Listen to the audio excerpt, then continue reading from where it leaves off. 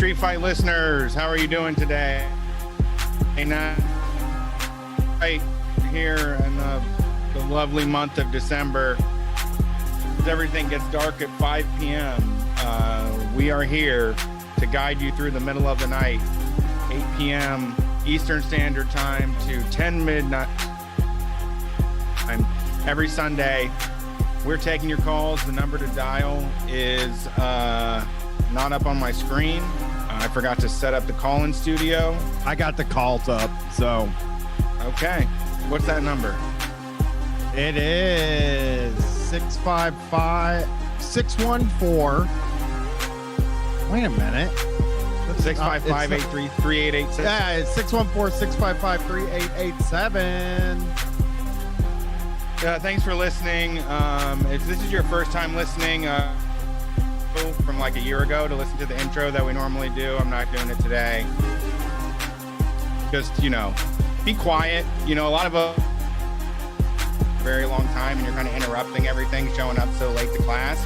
So if you can just keep your head down and pay attention and get on the train of Street Fight, you're in good hands.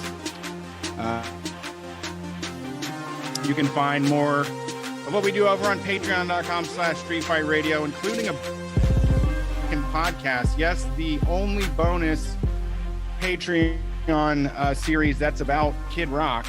Then we have a new episode of that up this week. People telling you how to live.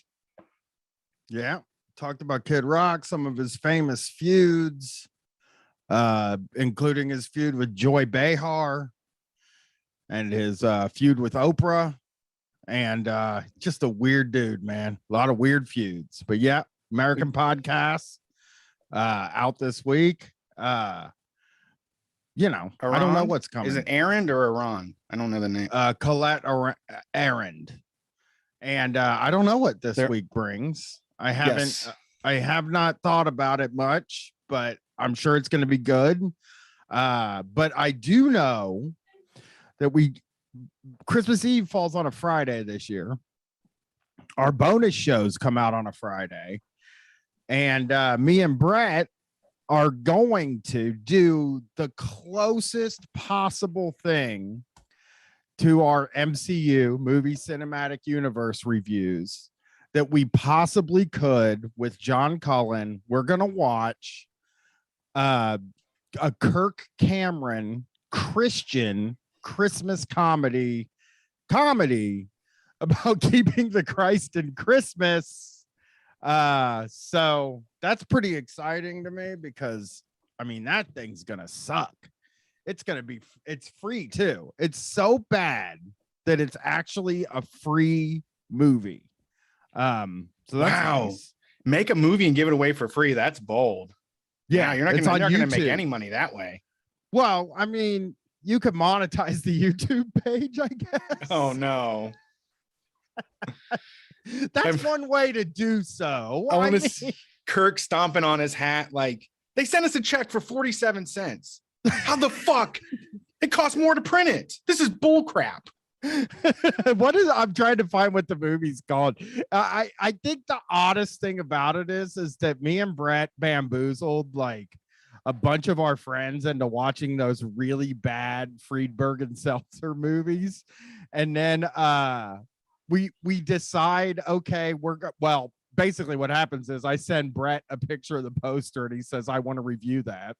So it's called Saving Christmas and it's called Put Christ Back in Christmas. So, yeah, Brett said immediately, I want to review that. And I was like, I don't want to fucking make one of our friends watch another bad movie. And then John Cullen was like, I really want to review that movie. And I was like, what is up with people that co-host podcasts with me?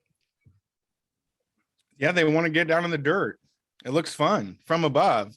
You can't live that way. You can't live in the filth like a pig, but that's where I live. I know. You want to hear something weird? You have an insatiable appetite for slop.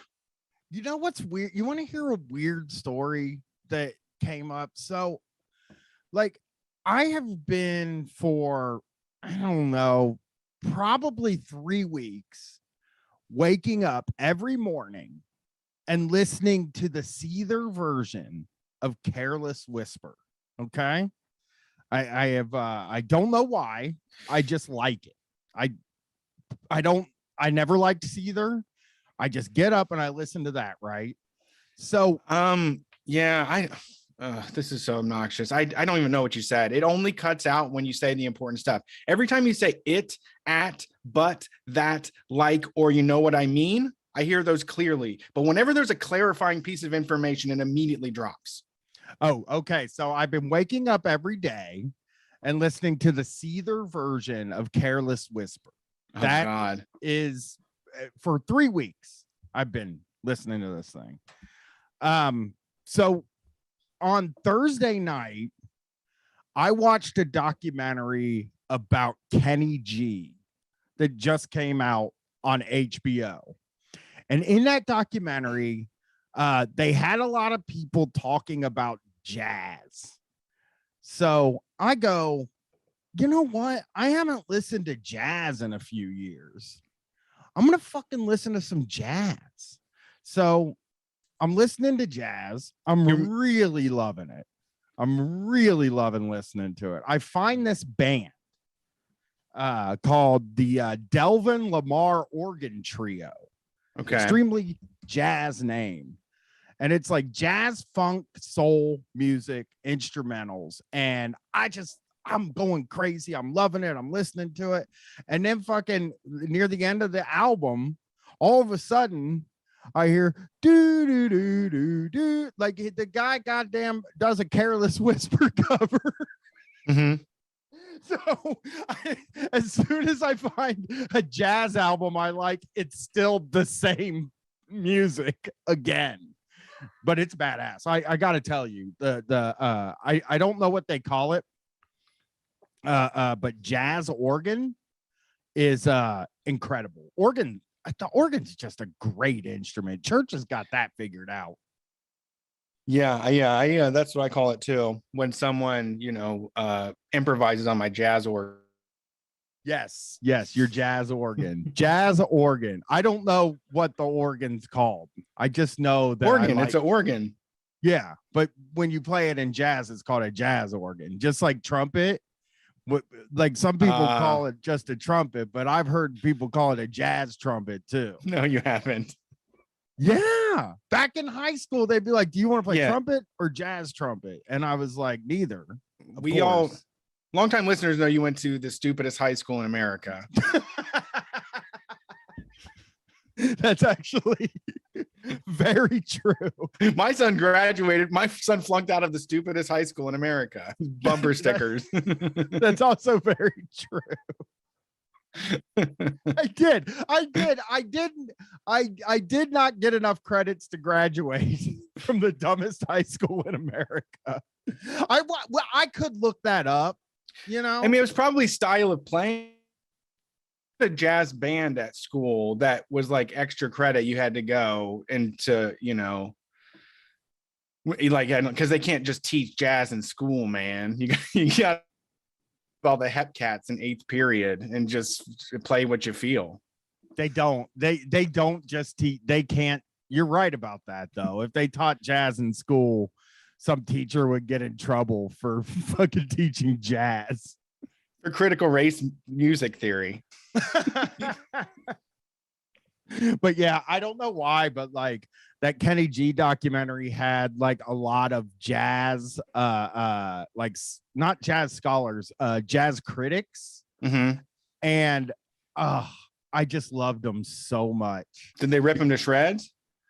Well, yeah, they were ripping Kenny G to shreds and stuff, but they had funny outfits on. Well, yeah, of course they had funny outfits too. But the best thing about them was how gatekeepery they are. They just were like, I mean, you can't really listen to jazz without knowing the full history of jazz. And it's like, God damn. Yeah. Like that doesn't seem like a practical type of thing to get into. Yeah, I mean it's a lifetime long work, This is fucking up too much. Oh, you can't hear me? I mean, it's just annoying as shit. Well, I mean, okay, here's what we can I think I can do this and just take the calls, and then you'll have a cord the next time we do this and we're in studio. Do you just want to do it that way if it's not working? Yeah. Call in to call in studio and just stay on, because you can do 3 people on the line at once. Okay. I mean, I don't even care to do that. That would be fine with me. I don't think you could get through on call in studio right now, though. I'd have to take a call. Oh yeah. Okay. You set the max at 5. Yas. Okay. So I don't know. We can keep trying. I don't know what to do. I feel bad Brother, not doing it. Here's the thing. Don't feel bad. I will do it. And then next week, everything will be great and it'll all work. I don't know what to do with the screen at all, but I can do it. I'm a big boy. I can use the chat too. All right, enjoy. I love you, Brett. Have a good night. Peace. I'll finish up. All right, so this is just a Brian show. You're stuck with me. I give my friends the night off if I have to. That's just the kind of guy I am. Look at the screen now. Yeah, they should teach jazz in school, I think. So yeah, I'm a jazz guy now. I am a big time jazz guy. I don't know the whole history of jazz. But I don't know the whole history of it, but I'm into it. You know, I've become that. So there is that. Oh wow, somebody in Fixer Punk in a chat said, I think that title goes to my high school, an online charter high school specifically marketed to teen moms. Well, I gotta tell you, dude, almost every girl I went to high school with, teen mom. I mean, all my friends had babies. So let's take some calls. How about we take some calls, friendos, and see what's going on. Thank you for calling Street Fight. Who am I talking to tonight? Hey, this is it says Psychic Gasoline in the chat, but I guess I'll just use that. Okay, what's up, Psychic Gasoline? Is this Fart Hammer on Twitter? No, I'm Fat Rocker 5000 on Twitter. Fat Rocker 5000. Okay, there is also a Fart Hammer though. I mean, you can't blame me for thinking that you're Fart Rocker or Fat Rocker or whatever. I mean, that's why I gave myself such a weird name. Yeah, you know, I think it was probably I don't know when, but I just wanted to add adding 5,000 to any at the end. It's probably like Power Man 5,000 or something like that. It was like adding 5,000 at the end of the name. It was just like Fat Rocker didn't seem enough, which is stupid because I'm like, that's pretty good.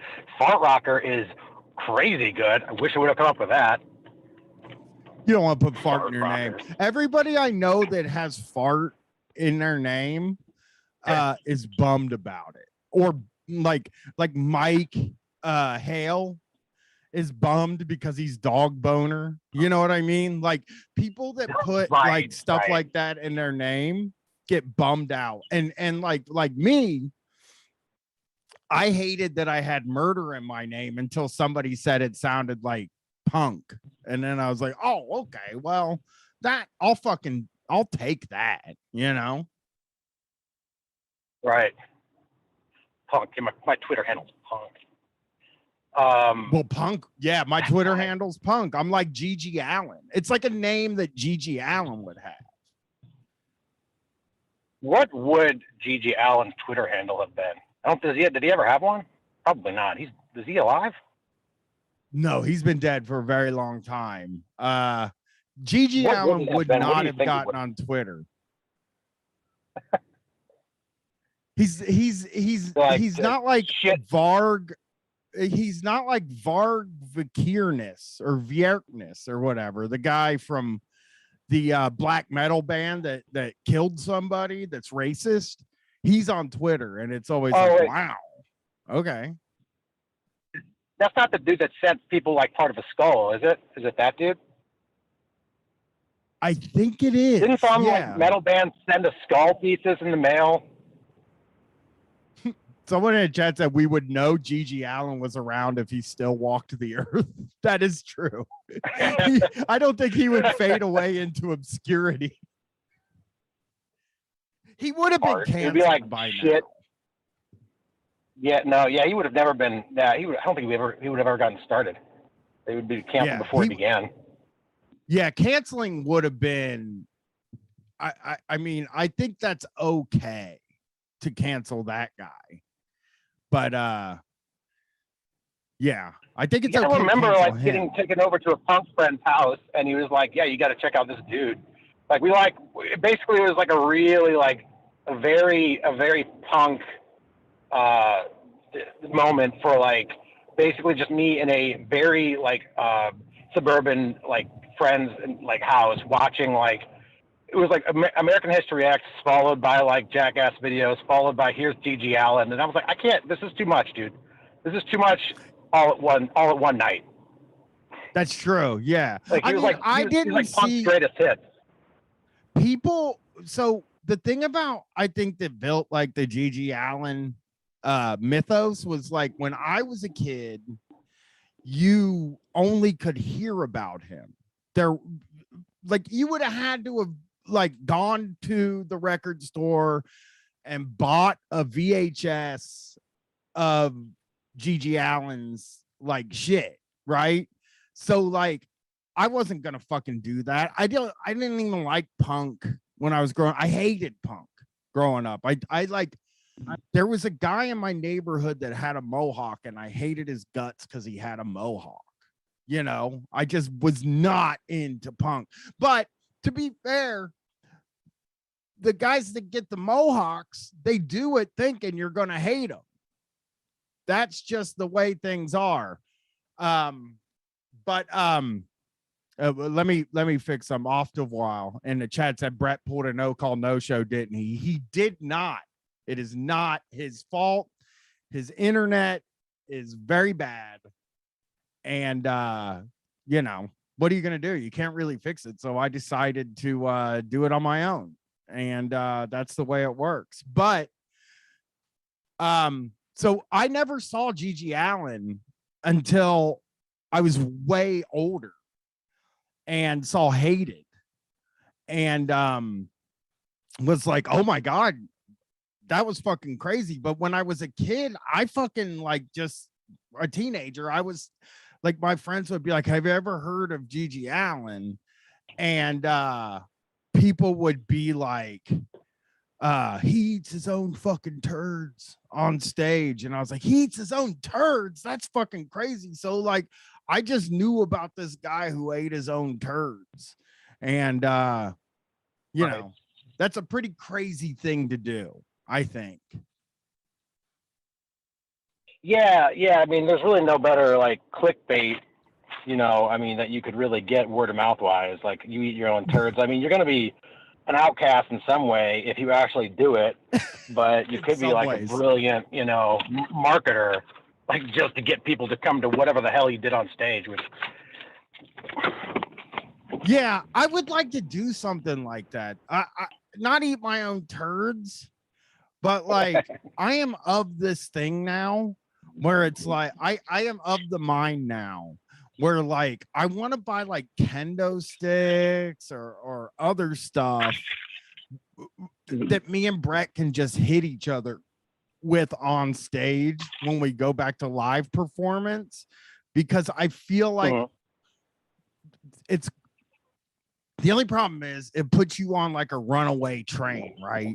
When you're smacking each other around on stage, like where do you go after that? And then, you know, you end up eating your own turds, and I'm not willing to go that far. So that's not going to work. And so, and no, I mean, I would bring the Sawzall, but I'm not going to. So it's gonna be a lot. Off the wall in the chat said I'd pay $5 to get beat with a stick. Don't think we didn't already talk about like we'll smack the fans around if they ask us to, but I don't think the venue owners would be very happy. It'd be like when we used to give people shots of menthol tobacco flavored vodka from the stage, and we got in a shitload of trouble in Massachusetts for it. So what's up, Psychic Gasoline? What's going on tonight? I was going to call and talk to you about drugs, but hang on, I was just like I'm in the middle of a delivery. I'm actually at work right now. Okay. It's weird. Take your time. Hey, you know, if you're calling from work, you get a real wide berth. Okay. So it's a weird, you know, you get bored. It's you know, deliveries. Answer the door. Okay. We're gonna hear a delivery here. Yes, you can call. Oh yeah, it's Riku. Maybe. I don't know yet. Yes, you can call. You will get through. Hey, thank you so much. Hey, you're welcome so much. Have a great night. Good tip. You get a good tip. Let's take a look. Yeah, they did. All right, right on, man. Good deal. Good deal. You know, yeah, that's so the what's thing. going on? Like, I'll have. Well, okay, yeah. So I was last in the basement show. You were talking about your time at the pharmacy. I was losing it in the chat because I was a pharmacy tech for like 3 years. I worked at CVS, and it was just very triggering. I just like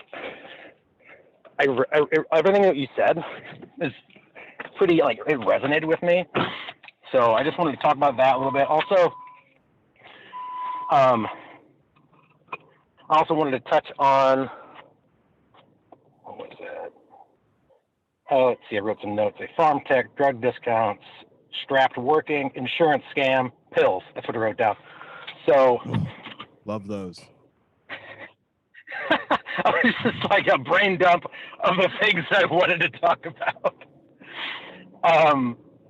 So it was just like, it sounds like there was only 2 people working there, which is just right from the get-go. So what I was saying is that everything in the pharmacy, like whether or not you know this, I know, like it's hard. Sometimes it's hard to tell whether or not, like, you know, you don't know something, Brian, or if it's just you're trying to be funny about it. But I wanted to say, I'm like, this is what you were experiencing is just like it's what retail pharmacy is all about. I think that's the experience they want you to have. I think. Well, I think I do. After working at a call center, I did realize that I mean, I do know that like they don't just want you standing around. So they make you, they artificially sort of make you have lines so that you're constantly working. Is that what it is? It's hard to tell. Like, what time of the day was it that you were there? 7:30 in the night. In the night. Okay. So one of the things that I had to do was just like a call center thing, which was call, at that time it wasn't automated, but it was call basically old people mostly and tell them to refill prescriptions that they didn't need anymore, or forgot that they already filled or already have like 600 pills of, where their doctor told them to stop taking it 3 months ago, or they switched to a new doctor. And, you know, that was just like what it was. So there was usually one person like just standing in front of the screen, just staring at the screen and on the phone the whole time. Everything in a pharmacy has to go through the pharmacist. The pharmacy tech cannot answer one question about any like medical related thing. So if you say, if you go up to a pharmacy, like a pharmacy tech, and you say, "Hey, can I take Advil for this headache I have?" They will not. They cannot legally tell you yes. A pharmacist has to tell you that. Man. Okay. All right. And yeah. So and do you have any questions for the pharmacist? Is a legal required question to ask too, and it's because of the interaction. So I said in the chat that if you are on high blood pressure medication and you take like dick pills like Viagra, it can kill you, which is what they say in the commercials, which is could cause an unsafe drop in blood pressure. So yes, people have died because of that, of drug interactions. So it's a real thing. And sometimes fucking straight up, people use the pharmacy as their doctor's office. I had a guy come in, he was like a farmer, and like he didn't even want to give, he didn't want to give me a social. This dude had a bleeding like stump of a finger that he laid down in front of me, and he was like wanting and needing help, you know. But this motherfucker comes as a pharmacist thinking that, you know, he can just like, he didn't want to go to a hospital. He just was afraid of like any documentation, which I get it. I get it, but it was just like, it was bizarre. I had another dude that like cried. I had a bunch of people that cried, but like another dude that cried full on, obviously a pillhead. But the interesting thing about him, like I had to tell him, no, you can't have any of your oxys or whatever, because you've had too many of those. And this dude like tore his like shirt open, like button style, like pop, pop, pop, pop, pop. And like he had a full size like Spider-Man tattoo like all over his chest, which I thought was badass. But I was like, I can't tell you how cool your tattoo is right now in this moment because, well, I mean, this is a sensitive issue. But yeah, and like another thing was like insurance things. So a lot of times, like you've experienced this before, and I know you guys have talked about it, where they will, you know, your doctor says, hey, you should be on this medication. And then you get to the pharmacy and they're like, you're like, hey, I got this pill, like paper, or the doctor sent something in and said I should be on this medication. And they're like, well, your insurance doesn't say that. They say you should be on this other one that's, well, it's cheaper and we want you to do this first and, you know, go through a rigmarole of 6 months of this other thing that doesn't work as well. Because it's cheaper. I hate that. I fucking it happens to me. You know what ends up happening to me every month is like I just want to get I hate how I know why they do it with the pills or whatever, but like I would really like to be able to conveniently just pick up my shit while I'm at the store instead of waiting until they tell me I can. It's like meds is the only thing where like I don't know. I hate being on medicine. I wasn't on medicine until I was like 26 years old, but I've been on medicine since then. And I'm like, why? I hate being on medicine. It's the worst. I would like to be able to get all my drugs from a drug dealer because that is like much easier than dealing with a pharmacy. But yeah, I wasn't mad at the pharmacist people. You know what I'm saying? Like, I understood what was going on. I felt like really bad for the lady that was working. And like, my wife was talking about it with me the other day and was like, you know, when we got back there to get the shots, she wanted to be like, hey, we understand what's going on. But it seemed like the pharmacist or the pharmacy tech was like, I don't want to talk about this. She wanted to like talk about literally anything else other than her situation. So we just kind of did that instead. And it seemed like she was pretty happy. You know, it really sucks. Number one, not having what's the word? Not having cash on me a lot makes me feel like shit sometimes, because that is like a situation where I would love to be able to hand her, you know, $20 as a tip, but I also know that she probably wouldn't take it because they can get in trouble if they take a fucking tip. But I mean, if ever in this world there are people that should be tipped, it's the people at the grocery store. Especially now, you know, people are just screaming at people. You know, my sister works at a restaurant and told me that she got actually screamed at loudly, cussed out because they didn't have ketchup because the supply, they couldn't get ketchup. They like couldn't order it. And I was just like, and she works in like a fine dining restaurant. So like, you know, shouldn't have to have ketchup. Like they shouldn't be asking for it, but I guess make their own fucking ketchup. Yeah. So Yeah, I felt for that woman, and I always like, the pharmacy is just a place where like it seems like a high stress customer service job to me. Of like all the Yeah, customer service jobs, I mean, the cable job I thought was pretty high stress because people hate the cable company, but I think people really hate the pharmacy maybe even more than the cable company. Really. it's a you don't know it's a nightmare. Like it. So like in that moment, like you got people coming from either they're coming from their doctor's office or they're coming from they just got this horrible diagnosis and they got to start this new medication or they whatever it is they got like 5 kids in the car or and their shit is not ready and or whatever it is or their insurance said no or there's some problem any problem that comes up or it's like $500 that they weren't expecting to have to spend and that happens all the fucking time. It's always a surprise, and it almost always a surprise when you go to the pharmacy, and it's never a really like positive experience. I mean, sometimes people get drugs and they're so excited to be on them because they save their lives and they make them feel better. But then sometimes it's just another fucking reminder of how shitty this experience is you're having to go through. But it's almost never like a personal thing, I think. Like the people in that are the patients going to get the medications or whatever it is from the pharmacy aren't mad at the people in front of them. They're mad at the situation that we are all in and that they are in. Because it feels True. like Kafka-esque sometimes. I remember that feeling. It was just like. Then the other thing I wanted to mention was, are you aware? Had you been told about by either your doctor or any pharmacy tech? One thing that the pharmacy techs can do is help you save money on drugs.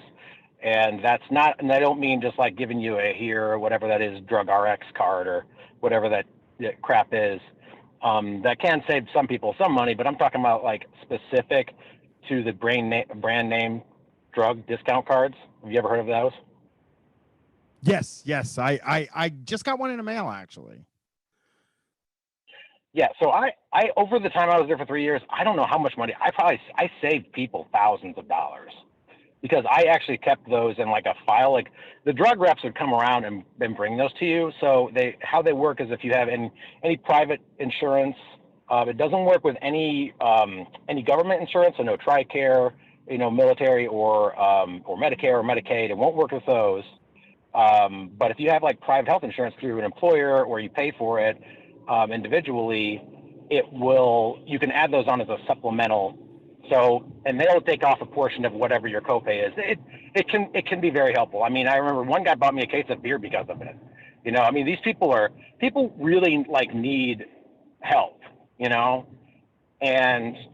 I felt for people, but you can't feel too much. And the thing is that people just weren't, a lot of pharmacy techs just weren't willing to take the extra time. And that to me was a disservice, and it was sad because it was just leaving money on the table a lot of times. And this doesn't mean like switching your medication. Now that's something that the insurance companies do, which I am so fucking opposed by, but it's just, you can really like, so if anybody listening, if you happen to be on an expensive medication or you don't know how you're going to afford it and it's brand name only and there's not a generic available for it, look up who makes that drug, the manufacturer, and go to just do a quick Google search or whatever. And there's a good chance that you will, just by filling out some information to the manufacturer, they'll send you a discount card. And if you're, or ask your doctor's office, or sometimes they have them behind the pharmacy too, but they're not going to bring it up to you because it takes time to rerun the shit. And sometimes you got to fill shit out. But I mean, I've done it. I had it behind the counter. And I said, hey, just go sit over here, call them real quick, come back. And the dude's like, man, you just saved me $50 a month, Right. And it's like, it was easy for me to do that. I got prescribed something that was going to be $480 a month. And the pharmacist was like, what was that? Oh, just reacting that amount of money per month. Yeah, it was going to be $480 a month. And the pharmacist was like, hey, I'll go ahead, and I have insurance, by the way. Mm-hmm. And the pharmacist found it for me for free for 3 months.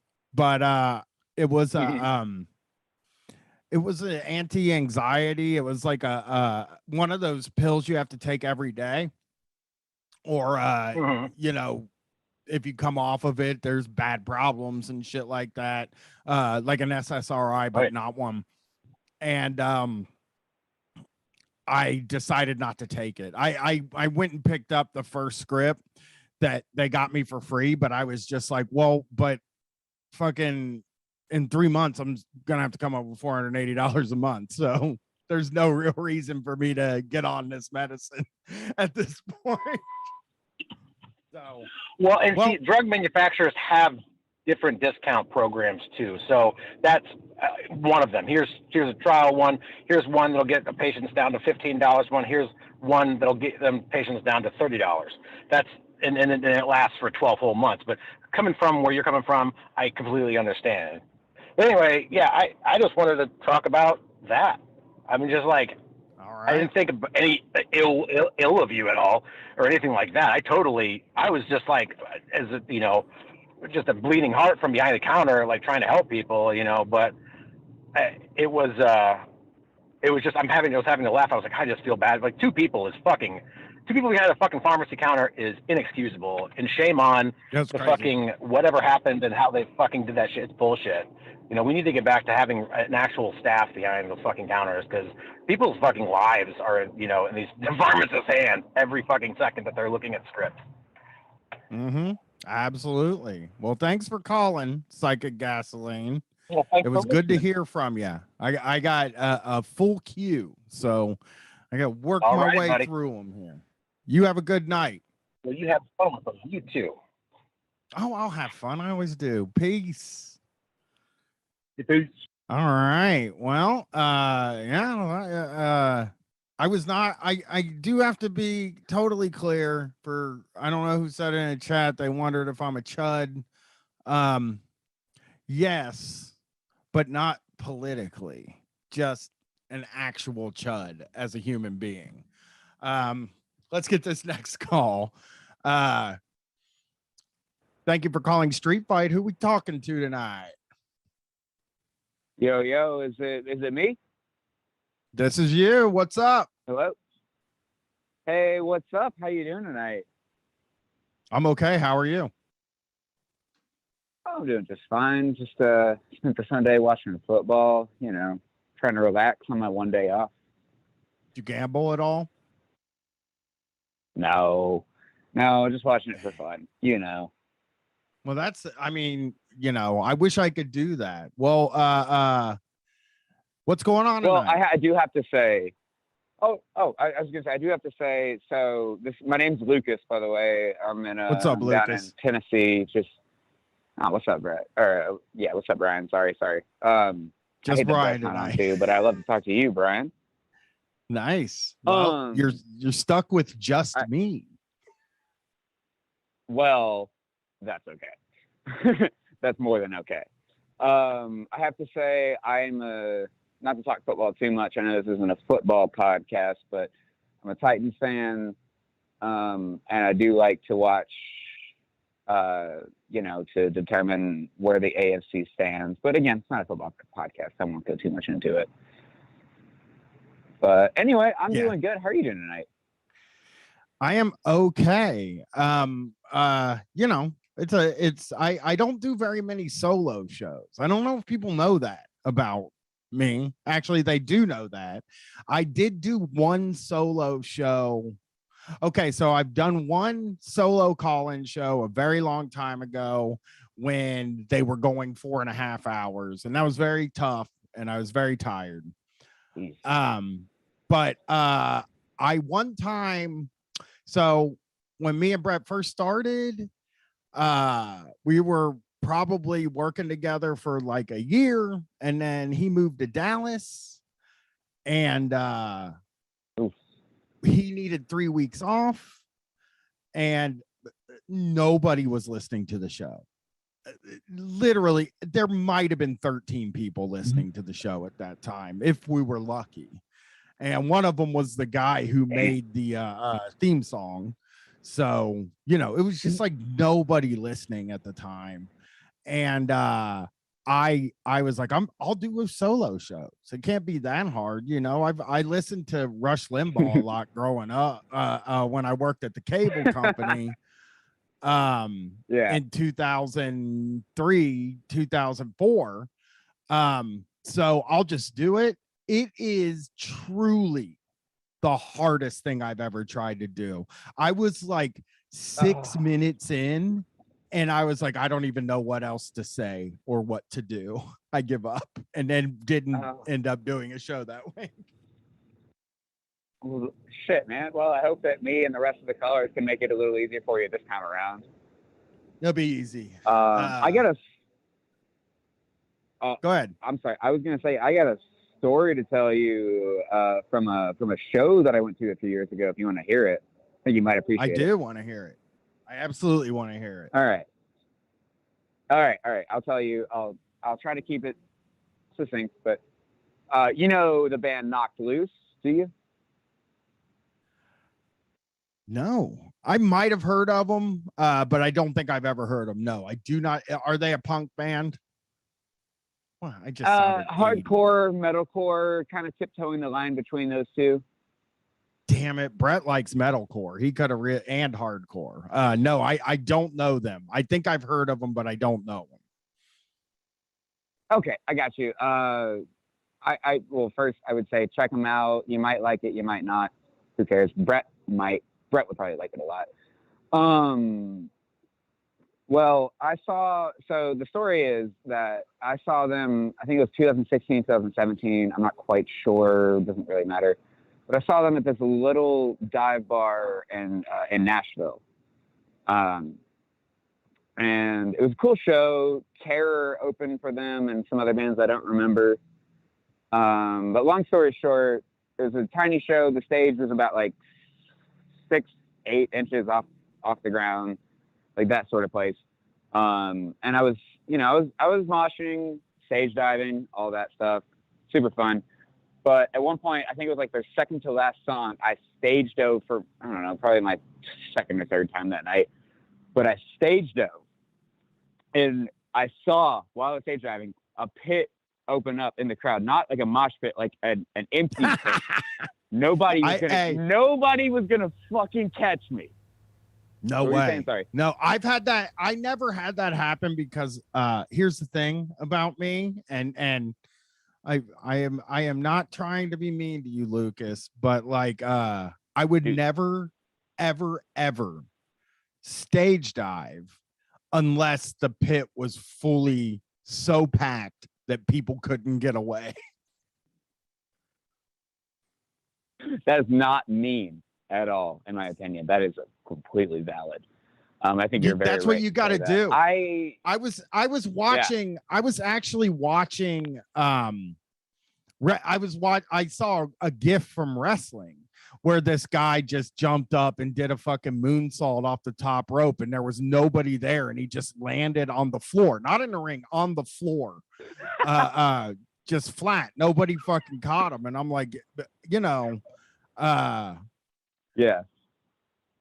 I think you should check to see if the people are there waiting. So yeah. Well, here's, here's the thing about the story. I was like 19 at the time. Like I'm pretty young. I don't know what the listener base here is, but I'm pretty young. And at the time I was even younger and I was dumb. So nobody caught me. I see what's going on. I twist around last second and I land on my back, as you should do. Ran outside of the venue. I got up, ran outside of the venue, threw up in a trash can, sat down outside the venue, and was just like, oh God, hate my life. Paramedics showed up, not for me, but one of them shows up, one of them comes up to me and was like, hey, we got a call. Are we here for you? And I was like disoriented. I was like, no, there's somebody else in there that got knocked out, I think. Like, you're definitely not here for me. And that was the end of my night. They took that guy away. He was fine. He had gotten knocked out by security because he was starting a whole thing. Oh yeah. I got fucking knocked out. I got really, I don't know if I got knocked out, but I think I got concussed at a Deftones concert. Oh man. They played this song that there's no way they're ever playing again. And just at the time, it's I hate that they named the song this because I don't know how it's pronounced, but it's Fi Real, or it's Fireal is the way that it's spelled. It's the last song on their first album, and it's just not a song that you hear them play very much. And I had been tired. I wasn't gonna go in the pit for the rest of the show because I had been in it the whole time and I was beat and I was like smoking a cigarette and just watching the show. They start playing that fucking song. I lose my mind. I put my cigarette out. I go running into the fucking pit. I'm in the front. The heavy part hits and I'm fucking screaming at the top of my lungs, no fist to fucking save you from. Like I'm I'm fucking going wild up there. And fucking somebody comes up from behind me and must have hit me. They hit me at the back of my neck, like near the bottom of my head. Just hit me so hard that I fucking swear to you, I could not see for a few minutes. Like I couldn't see anything, and I thought they made me fucking blind. I was so freaked out in the moment. I still remember the feeling, and I think I was just concussed. I think I just got a concussion, but like, oof, it was scary. Right. That was it. Oh my God. I'm sorry that happened to you, although I'm sure, and I know it ended up being fine, but damn. Yeah. Yeah. I'm totally fine. Oh, go ahead. Go ahead. I'm sorry. I was going to say, I have one other addition to the story, which I think makes it a little funnier. Okay. So fast forward to earlier this year, I was at a bar. I live south of Nashville. I was at a bar, a comedy show. After the show, I was talking to one of the comedians, and I was wearing a band shirt, and we got to talking about, hardcore metalcore bands. I told him the same story I just told you, and he was like, dude, I was at that show. You're the guy that stage dove and no one caught you? And I was like, yeah, I just told you the story. He was like, I heard that you died. You're a fucking legend in Nashville hardcore. And I was like, what do you mean? What do you mean? I've been to so many shows since then. You're a legend now. You are, and probably somebody has told you the story of you, and you just didn't fucking know. I'll bet you that might have happened. Honestly, dude, I think you're right. Yeah, it's possible. This fucking crazy idiot at a Knocked Loose concert, he jumps, nobody catches him, and you're like, that happened to me once. And they're like actually talking about you. Pretty much, yeah. God, yeah.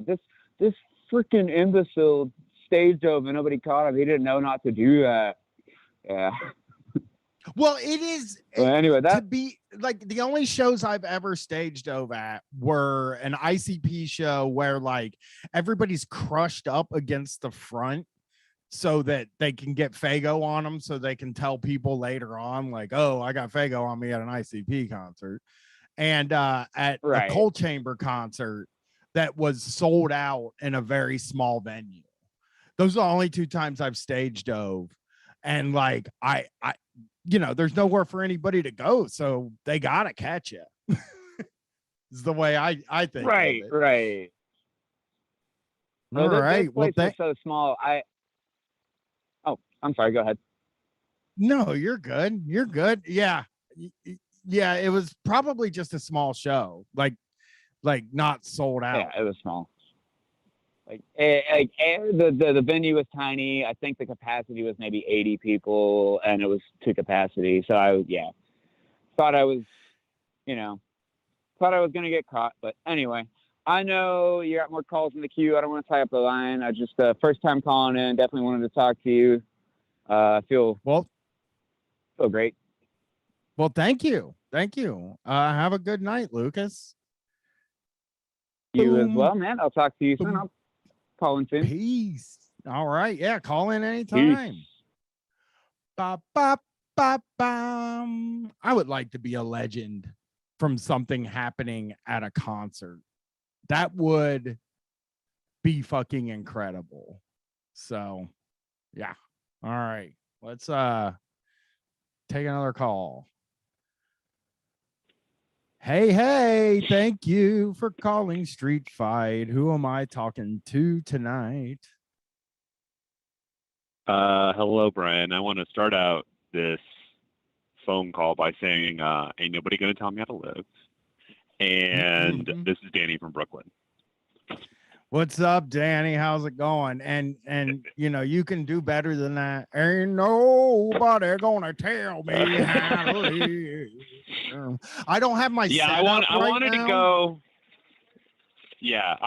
go minimal. I wanted to go minimalist with it, but I could certainly do that like nobody gonna tell me how to live. I reported some news on that song on the Patreon and actually played it, but that is a Monster Truck song that Kid Rock just rapped over like he did with Sad But True. That was already because he actually Monster Truck song. I mean, honestly, props, because he chose the right beat then, because I mean it felt just like a Kid Rock song. So I mean he knows his sound, he knows what's up with him in his life. So, he's a savvy beat chooser. It is, and I gotta tell you, that song,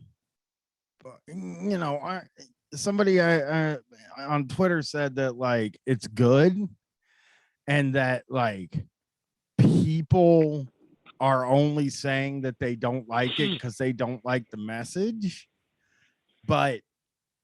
or the words he's saying. But I let me just real quickly say that lyrics make up a part of the song, right?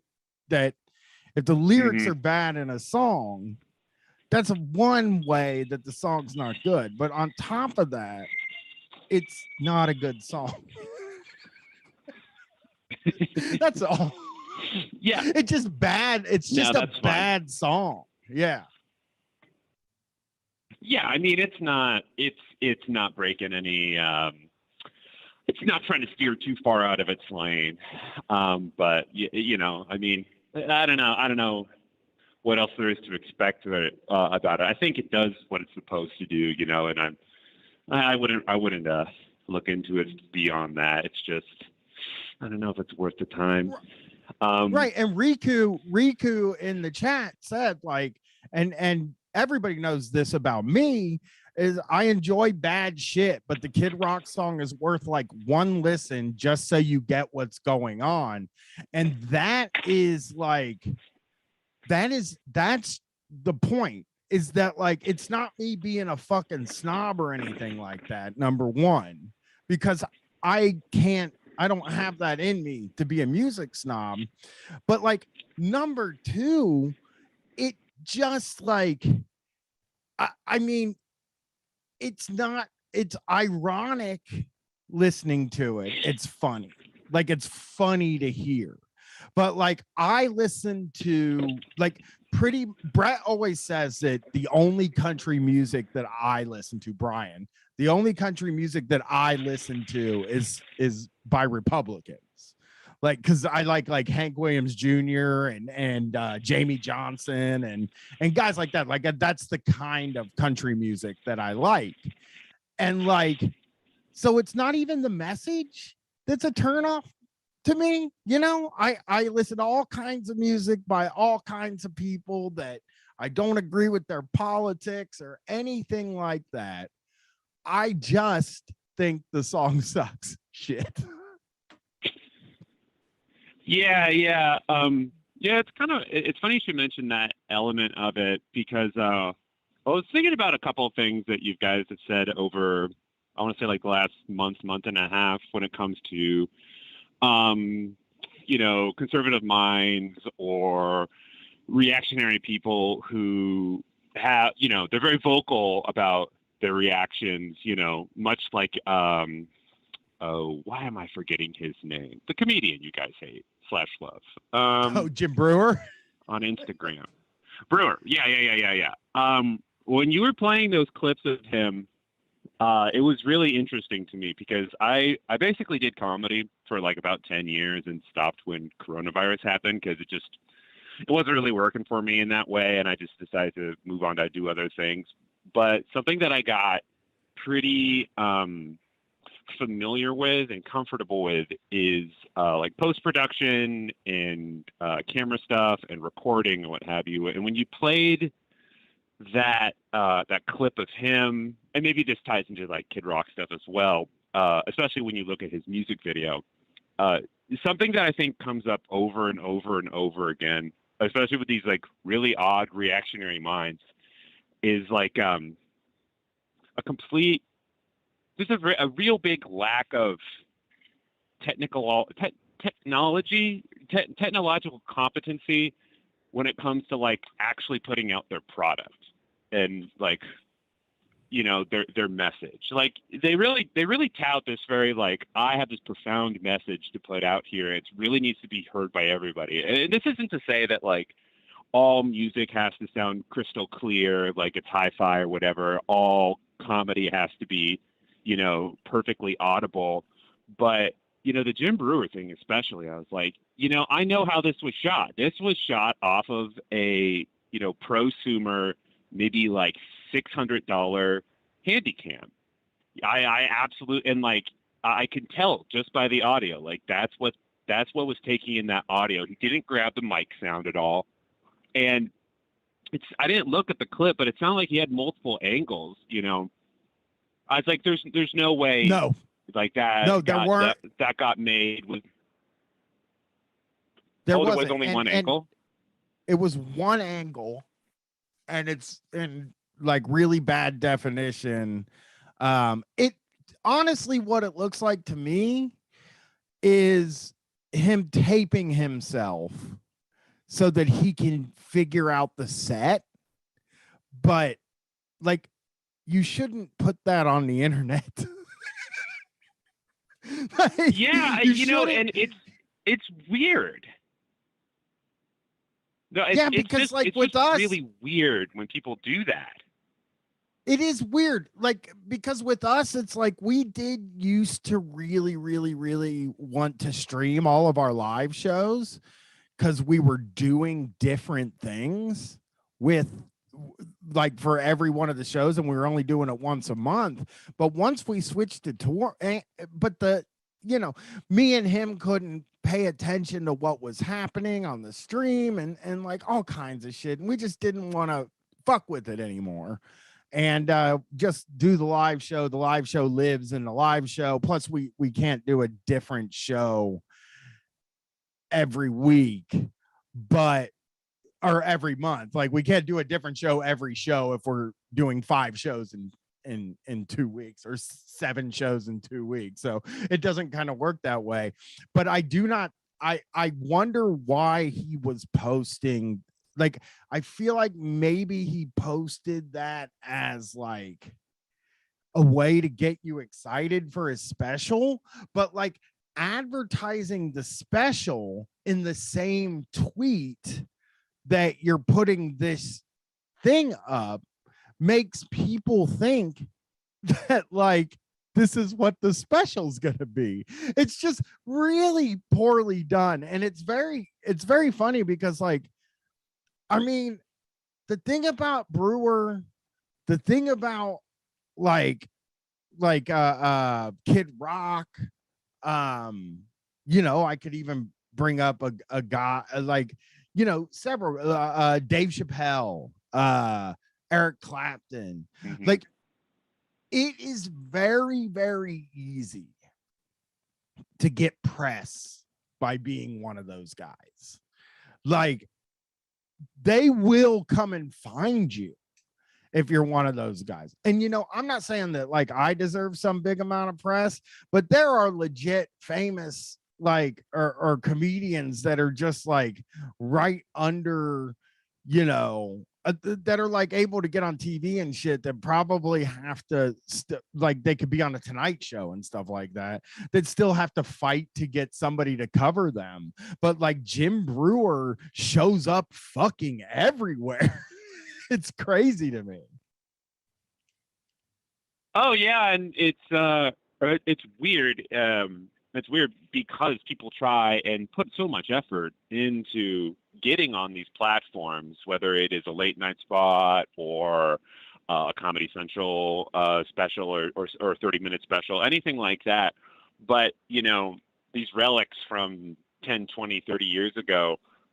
I guess it's not a terribly original point, or it's not something that really deserves like a ton of analysis. But I think it is very unique how like a thing that just sort of keeps coming up is that they kind of are just sort of like a little bit behind the ball when it comes to just sort of like this critical decision making when it comes to like this thing that's so important to them, which is like their career, to just sort of be like, I have this message and that like, it is going to go through the fucking, compressor of my iPhone, 9.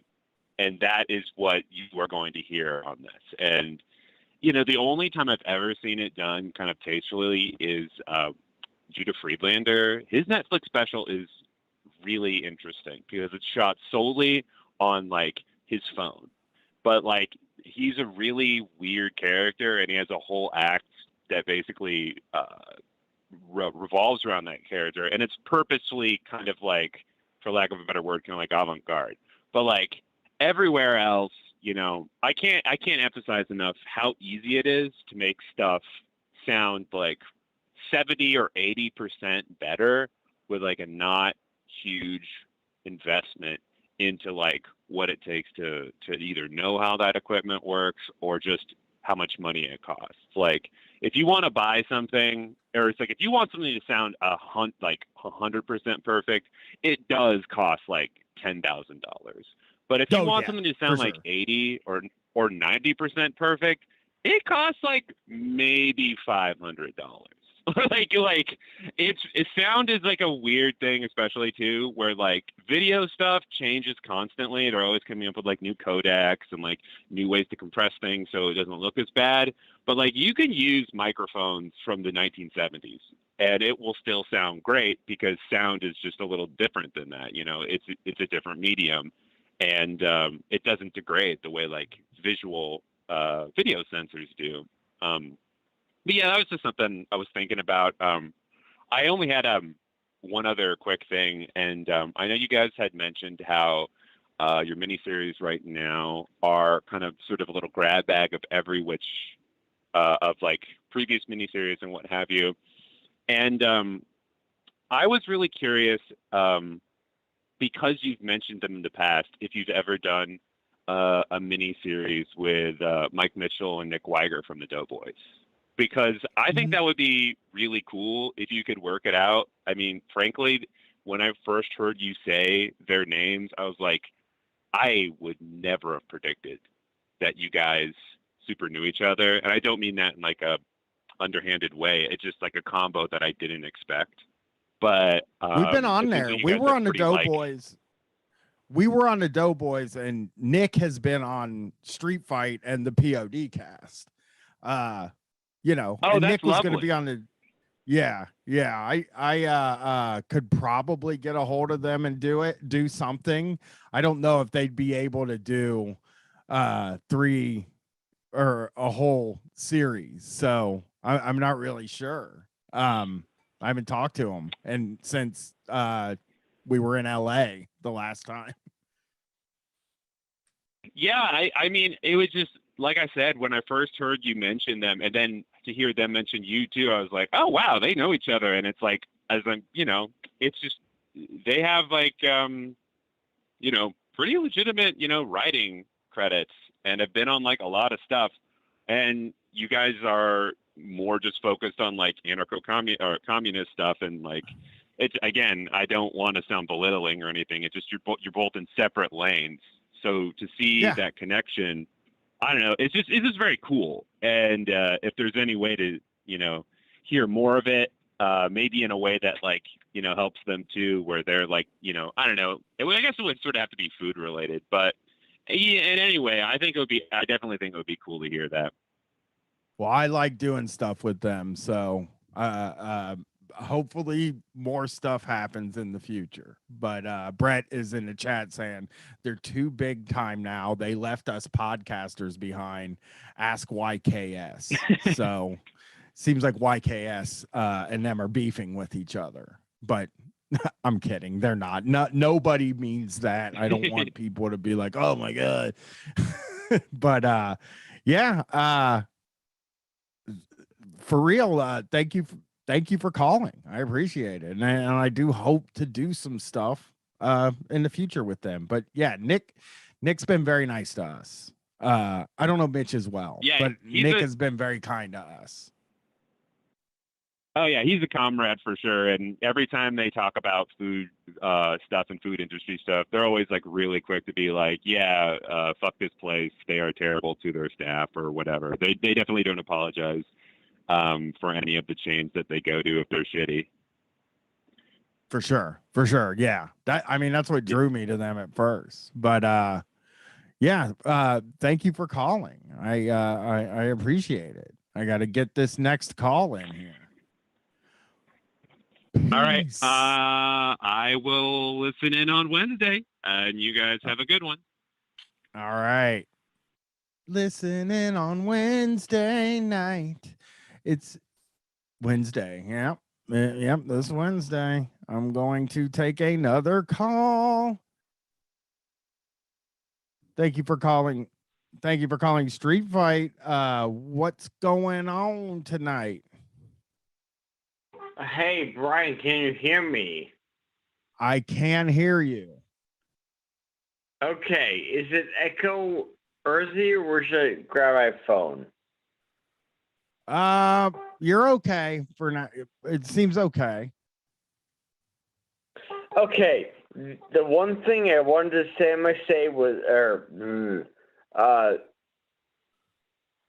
skillet. Never mind. Hang up on me. Oh, okay. I will do that.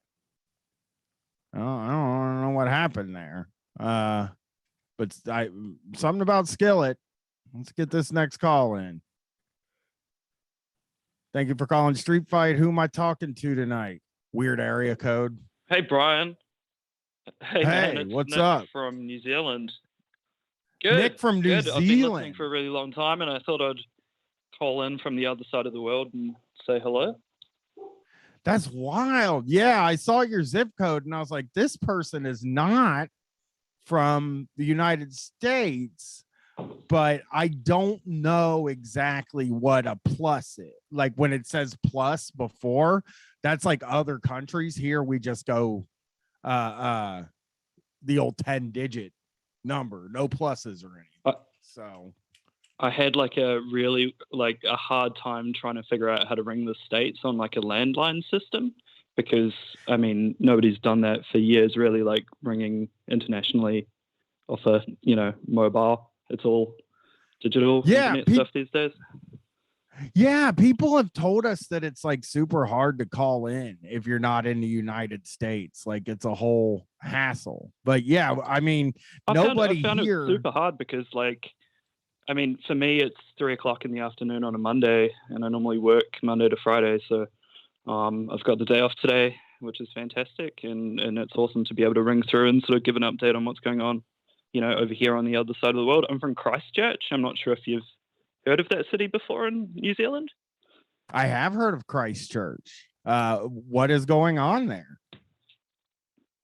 Well, it's about 12 degrees and raining at the moment, which I looked up, and Columbus is exactly the same apparently. So we've got that to share between us. Christchurch I don't is know Celsius at all. We don't. We do it the other way. It is 55 degrees here, which would be incredibly hot there if it were 55. Yeah. I don't think it's ever got up that far in New Zealand at all. I think our max is like 42 degrees or something like that Celsius. Yeah. But yeah, no, I'm just ringing in. It's the end of the year and it's a real weird time, but I feel like, and I'm not sure what it's like in Ohio, but me and my partner just bought a house this year, and in New Zealand, our median house price just got over $1 million, which in American is about 700 grand. And we managed to buy a house for $500,000 New Zealand, and it sort of feels like we are sort of the last out of, before the housing market just goes completely crazy to ever actually get housing security. So it's a real weird fucking time because I'm really loving it. Like, we're able to have a dog for the first time. I'm able to have like a vegetable garden and stuff. But like for all my friends and especially people younger than me that haven't been save up, sort of feels like everyone's going to be stuck renting and be in really perilous situations forever. That's wild. So, I mean, what I don't quite. I get why I think the housing it's actually so gross that they say this, but they're like, I get like messages a lot that say the housing market is hot right now. And it's like, I think that means that's a bad thing though, when it's really, like it is really fucked up because like, I mean, they advertise it, and I'm sure you scroll through Facebook and have ads pop up with people saying, like, this house is perfect for investors, like invest your money in this house, rather than talking about it as like, this is a house you can live in and raise a family. It's really fucked up. Yeah, for sure. Do you know like I guess like, do you know why it's expensive over there? Like I don't understand fucking shit. New Zealand is the only place left in the world without a capital gains tax, which means that if you own lots of houses and generate a lot of money off them, you don't pay any tax on the money that you've made off housing. So it's really fucked up. And we've got like a sort of centre left party in New Zealand that has just entered its second term, and like our leader, did essentially said she's not going to put a capital gains tax in while she's in Parliament. So we're sort of really fucking ourselves over, and we've ruled out any chance of fixing it. That's wild. It's what is like is like, what kind of do you have universal health care in New Zealand? Well, the fucked up thing with New Zealand is that like our working like our labor laws our working conditions in general are really good. Like, we've got a really reasonable minimum wage, which is like $20 an hour now. We've got good breaks. We've got universal healthcare. In general, everything's really good, but we also have some really kind of fucked up things, like in terms of unionism. Like, you can't have a strike unless it's at the end of your collective agreement, which means that you can't have solidarity strikes. That's probably the most fucked up thing, because obviously as a worker, the best thing you can do is withdrawal of power. So you can only do that at the end of a collective agreement if there's a breakdown in renegotiating it, if that makes any sense. I mean, so you really strip the workers of any rights to solve any problems. It's funny because I was going to be like a dipshit there and say like, oh, that sucks. But like, really, I mean, that is one thing that we have, but there are people that aren't allowed to strike at all. Like, cops, but fucking who cares? But I'm trying to think of who the other people are that aren't like legally allowed to strike. Probably like healthcare. I guess it would be like air traffic controllers and shit. Yeah, no, they struck, and then Reagan broke the strike with a scabs, and then they just, I don't think the union ever got back in power after that.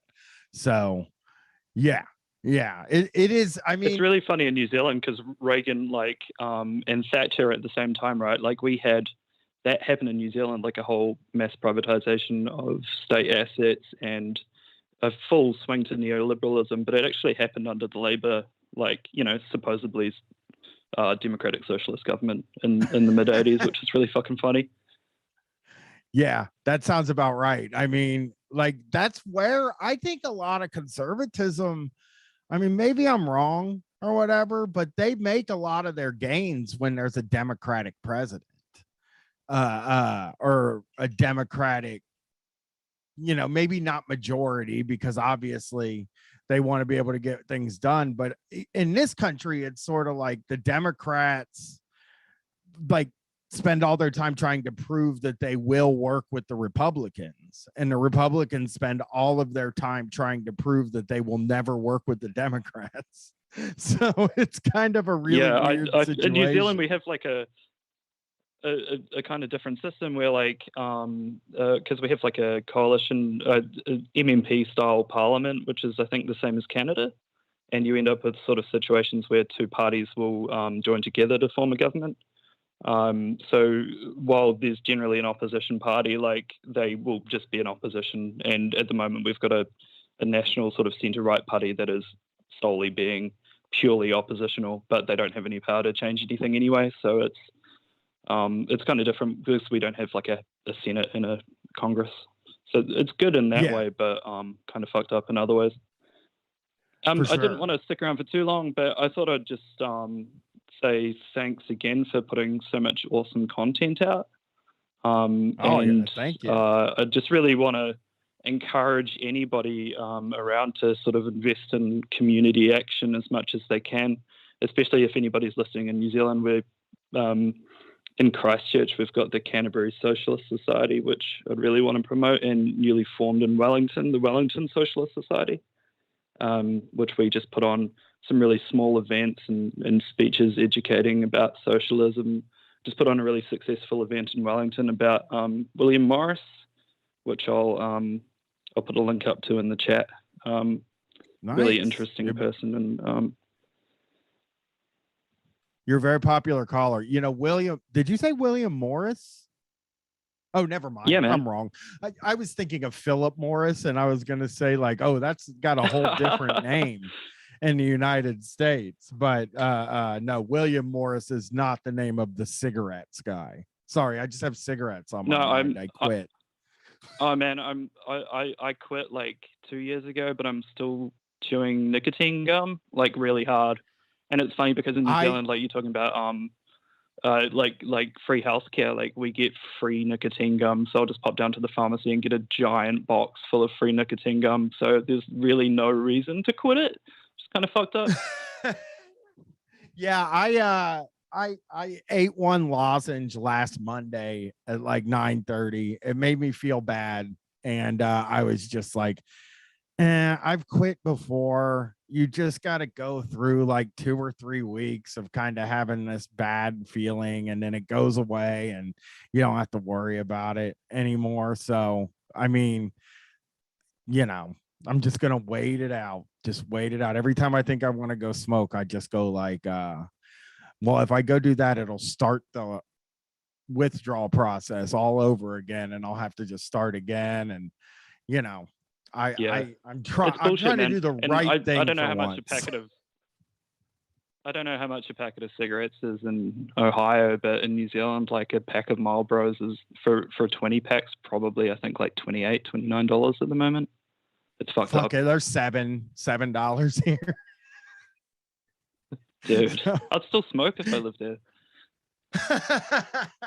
They're cheaper in other places. I mean, that's like kind of an average sort of price, but there are some places where they're even cheaper than that. So in the South. So and somebody in the chat said nicotine gum sounds disgusting. It's not. It's good. I mean, It's fun when you get into minty it. Like, gum. you have that instant first, like, this tastes like shit, but then obviously it's got nicotine, so you really want to fucking chew it after that. Yeah, for sure. Well, thanks for calling. Call back sometime. People in the chat even want you to call back sometime. Hell yeah. I definitely will. I'll try to Skype with some more Mondays at work. Nice. Yeah, for sure. Thank you for calling. All right, sweet as, bro. You have a good one. You too. Well, that was fucking cool. Somebody from New Zealand called the show. That was nice. All right. I'm gonna take this last call. Wait a minute. Here, I'm gonna allow just a couple more. If people want to. Okay. All right. 3. I'm gonna allow more calls. Okay. But don't get mad at me. I've added 3 calls, and let's do this. Let me take this next call. Thank you for calling Street Fight. Who am I talking to tonight?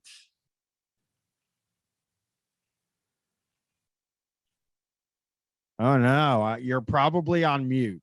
My guess is that you're on mute. So check your phone, hit unmute, and then we should be able to talk. If you're in the 402 area code, you're going to want to answer your phone because you've been waiting. You've been waiting a long time, 45 minutes. And I'm going to give you just a few more minutes here, but I'm going to have to hang up, and that's not something I want to do. It makes me feel bad. It makes me feel guilty. So I hate to think of somebody waiting 46 minutes and then not getting their call in. So I apologize. I have to hang up. But if I see a call back in, I'll try to pick you up. You still got a little bit of time. Man, you know what? I was going to make that the last call. And if that would have been the last call, that would have been like getting cut at work. Like when you work like at a restaurant or in retail or anything like that, when you get like an hour away from your shift being over and they're just like, bro, just go home, and you get to leave an hour early. That was a good fucking feeling. I love that. But you know what? I didn't do that. Okay. And Dominic in the chat said, just call him back like Grease Man. And here's the thing. I will never do that. But that is what still, if I had to think of like what the most embarrassing shock jock thing I ever heard was, it was the Grease Man calling people and being like them saying like, well, I'm on my way into work, so can't talk, Grease Man. I mean, I only played one of those calls, but there were several of those calls. I had my pick of the amount of calls I could do, but that one I picked because the Grease Man was doing like, waddle doodle, and the guy was doing an impression of him. So it was sort of like an embarrassing thing on both sides. And Throne of Human Skull said, do you think Grease Man ever lets people tell him how to live? No, he never has, except for when they threw him off the air. He throw him off the air, and that's how they told him how to live. So, all right, I'm going to take this last call. I gave the other person a chance to call. I gave other people a chance to call. Let's see what this last call is. Thank you for calling Street Fight. Who we talking to tonight? Hum-diddly. Don't do that. What a little lie, what a little low. I'm so What's up, Brian? It's Riku from the chat. It's Castrati on Twitter. How's it going? What is up? That was what a little lie, what a little low. Oh, that was good. That was really good. I had expected somebody to call and do Greaseman stuff someday. So it happening just now was it was hot. It made me very happy that you did that. Okay, I'm glad that made you happy. I am genuinely burdened with the fact that I am the guy who called in and did the Greaseman bit. No, you're the best. That is like actually, I really thought people were gonna call and do the water little la la la la la, and then I could say, don't do that. Let's not do that anymore. Let's not do that anymore. But like, nobody ended up doing it, so I didn't get tired of it, and I loved it. Well, thank you. I feel like it at least came up naturally enough. It did. It did. Okay. So what's Brian, going on tonight? Not shit, dude. I resigned from my job for the second time. I've resigned from this job, and that's not what I'm calling about. But I just that's the space where I'm at right now. Congratulations on resigning from a job for the second time. So, thank you. That's cool. I was foolish to crawl back into hell thinking that anything better would happen. Just foolish. Yeah. I mean, so okay. Anyway, go ahead. Sorry. So let me ask this though. I want to clarify this. So you basically said that I'm quitting. Them motherfuckers talked you into staying, and now you have to quit it. No. It's even better. So it's long, and that's why I'm trying to I can condense it to I quit because of a COVID thing. I quit because of the way they reacted to a question I asked them about COVID safety. They really weren't doing too much about it when it was peak. And so I just was like, fuck this. I gotta go. I don't feel safe. This is before vaccines were available.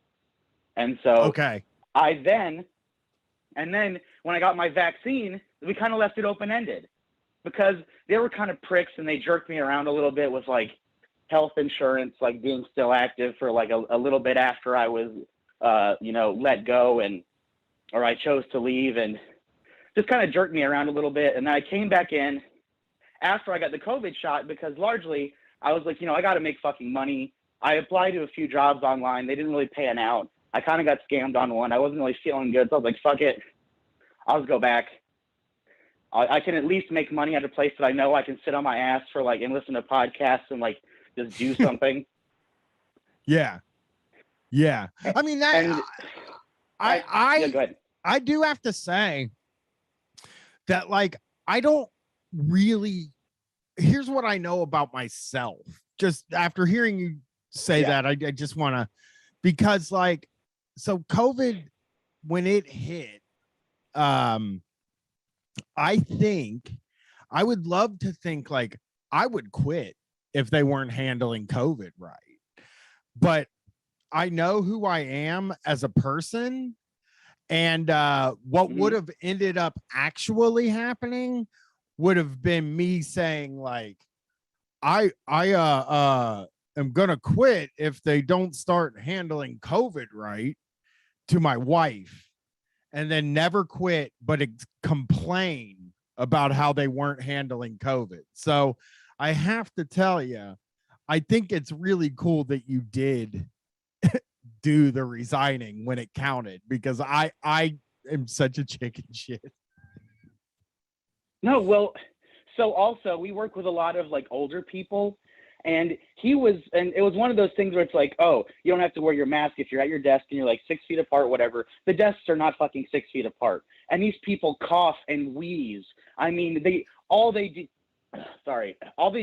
is get food from the vending machine and pop, and that's all they're drinking. So they're going most of the time. And I'm doing that too, and I'm younger, which is, sad, but whatever. I'm also like thinking about them in the grander scheme of things. That's a good. I mean, that's a good way to think. I like that. But I'm But just also, like a dude. that's not the big thing. I just quit because they were being pricks to me. Let it be known. They were Okay. being pricks. I mean, to me. that's just as good a reason as any. And so I went back, and I had talked in my unemployment claims. I got some unemployment money, but I talked in my unemployment claims about how they really weren't following those COVID procedures. And so I come back and I'm talking to the boss, and he's like, "Oh yeah, well, you know, I actually we kind of want to hire you back, and we'll want to give you that second chance, but you know, you kind of said some things about us in your, you know, unemployment claim, and they didn't exactly, you know, reflect the truth." And I was like, I actually said, well, you know, first of all, that doesn't matter because we're vaccinated. So like, that's a moot point. Second, it really, you weren't doing the right thing. And I also know that other people around there were saying that you weren't doing the right thing. Like my wife who works with me. Oh, your wife works with you, and did she quit too, or did she just stick around? No. She's been there the whole time. Oh, She's that actually sucks. like she's the company's most valuable asset, I would say. Like that, and that's not just me like irradiating wife guy energy. That really is just like that is true. She is a very skilled worker. Yeah. Hey, you know, I think my wife is really great at her job too, and I think she is the nicest person at work. But whenever she tells me about a review she got, they told me I need to be nicer. So I've personally never been told that at a job, so I can't imagine what she's doing to those people at I shit you not. But one of the reviews she gets, like she'll randomly get little raises, and the boss will be like, "Do you have any friends who are just like you? I mean, can you bring anyone in?" Excuse me, sorry for the burp. Yeah. That's okay. We burp on this show. It's a shock jock show. We're shock jocks. Oh, Brian, I am a listener. I know we burp. Okay, I just don't feel right doing it. I haven't been doing it anymore though, because I quit drinking seltzer water. So my burps are all gone. I haven't drank seltzer water in like at least a year. I switched to Gatorade. I just drink Gatorade Zero while I'm recording. And even then, I realized today that the reason I was drinking Gatorade so much is because cigarettes make your mouth taste like shit. And it's nice to get a different flavor in there after you smoked a cigarette. So I switched to Gatorade, just drinking Gatorade all the time because I was trying to get that taste out of my mouth. Because today I was drinking water. I was like, water's tight though, man. I like water. But yeah, I haven't had water is super tight. Yeah, it's tight. It's good stuff. So I could go back to seltzer water again. I don't know. I loved it, but like I couldn't drink it on stage because I was always burping on stage too. And also there was probably at least 7 or 8 times or more. This is such a fucking understatement. Where I would go and buy seltzer water before the show. I would bring it in. I would get on stage. I would go to open it, and it would blow up all over me. And it would look like I fucking pissed my pants on stage over and over again, to the point where I was just like, you know what? I'm just fucking going to drink water on stage from now on. I just don't drink booze. So I want to have fun drinks too. Everybody that drinks booze gets to be like, oh, I'm fucking having a cocktail and all this shit. And it's like a really good flavor. Or I don't know if it's a good flavor because I don't drink. But as Smoky far as barbecue drinking, cocktail, like some gross shit. No, I'm sorry. Yeah, that stuff sounds gross. Yeah. But I want to be able to have drinks too. That's what got me into coffee. Because it was just like, well, fuck it. I guess I'll just drink coffee. I like the flavor of that, and I like the feeling it gives me. But other than that, like, we don't really get drinks. I hate going out to eat because sometimes you go to one of these fucking farm to table joints and they don't have pop at all. They don't have like the soda gun or anything like that. And I like to have like a Sprite or a Diet Pepsi with my dinner. So yeah, completely understandable. That's like definitely like that makes me mad because when you go there and you're like, I don't know, fucking, I guess I'll just drink water with my steak. But you know, I that's mean, another I understand complaint. the need. The need for a flavored beverage really is strong, and so what did you end up drinking? Oh God, this was the worst thing in the world. I have to Google it real quick too, because like if this is too much, Brian, you don't have to do it. I'm gonna Google it because it was the worst experience of my life. It was called a bush. They told me a bush. A razor blade suitcase. No, a shrub. I'm sorry. It's called a shrub or a bush. I don't know. But basically it is I can't find what the bush is, but it was called a bush or a shrub or some shit, and it was like some kind of fermented, but it didn't get you drunk. It just tasted like fucking vinegar. And it was like the worst flavor I've ever had. It was, but I don't know what it is without alcohol. It could have been them mixing kombucha with seltzer water. Because at first they tried to tell me they were going to make me a root beer. Like they were going to make root beer at the bar. And I was like, that sounds fucking rad. Yeah, fucking, you're going to make me fresh root beer? I didn't even know that could happen. And then the bartender came back and was like, or the waiter came back and was like, oh, well, actually, I mean, we can give you this bush. And now that you bring it up, it could have been kombucha and seltzer. And but at that time I was just like, I cannot fucking drink. This is the worst flavor I've ever had in my life. I like kombucha now. Yeah, I don't really vibe with kombucha. Like I sold a lot of it when I worked at a health food store, but like I didn't like it, and I like when I sampled it, it was fucking like really gross to me. Brett just found it for me. The word shrub can also refer to a cocktail or soft drink that was popular during the colonial era, made by mixing a vinegared syrup with spirits water or carbonated water. Like, oh, that's like a really... It's just if somebody comes to a fucking farm to table restaurant and was like, give me a Diet Pepsi, I'll bet you they're not going to like a shrub. That's just fucking my guess. No, so I'm thinking it's the guy who's coming and he's like coming off the hard day on the ranch. He's like, oh man, give me a shrub. I need it. God damn, it's tough out there.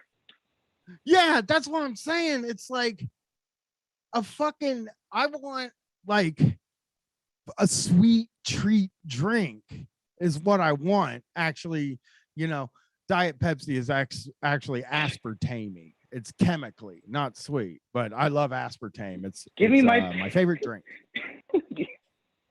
I do know that you have a propensity for the diet sodas. I do know that you enjoy your aspartame. I don't fuck with aspartame either. It just leaves that weird taste in my mouth. I am wired to hate that shit, I think. I love that taste. Ooh. Like that taste it leaves in your mouth is one of my favorite tastes in the whole world. Is that why you like Gatorade Zero? It doesn't have it in it, but I like Gatorade Zero because it was all they had at the store once or twice at the gas station or something. And I kept buying and I just bought it because it was all they had. And I like do have that propensity for drinking diet drinks. So I just bought it. And then I bought a regular Gatorade and it felt too thick. So that was not good. Okay, cheese sandwich. Cheese You- sandwich in the chat said aspartame causes brain damage. Explains a lot. Okay, well, that's a good point. That All is right. very. Brian does not have brain damage.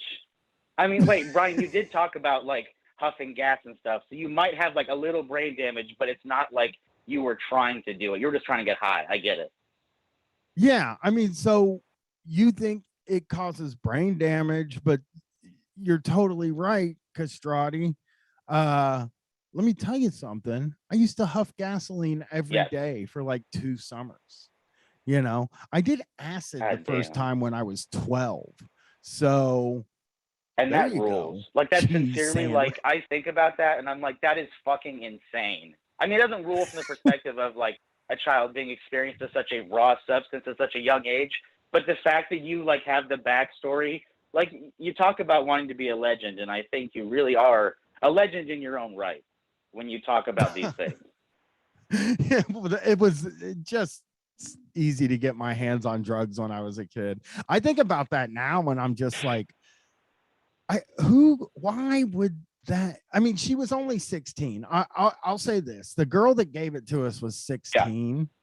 But goddamn, giving 12-year-olds acid, like giving 12-year-olds a 10 strip, is such a fucking crazy thing that I could not imagine doing something with. You know, like I No, couldn't. you should not. No, yeah. An acid, even if it was just weed. It's like, you know, I don't want 12-year-olds smoking weed, but if a 12-year-old smoking weed, I'm not gonna panic. But if a 12-year-old does acid, it's like almost like you would rather him do cocaine than acid. Mm-hmm. Oh yeah, like I feel like, so at 16 you've probably, I mean, if you're already selling acid, you don't believe it, but like you've seen those films in school or whatever that are like acid is gonna give you like flashbacks forever and ever or whatever, which is not true. Oh, but like, I thought it was cool that was gonna happen though. Back then when they told me that, I was like, oh, that's tight, because like acid's only $5 and little it free trip. lasts like 30 years.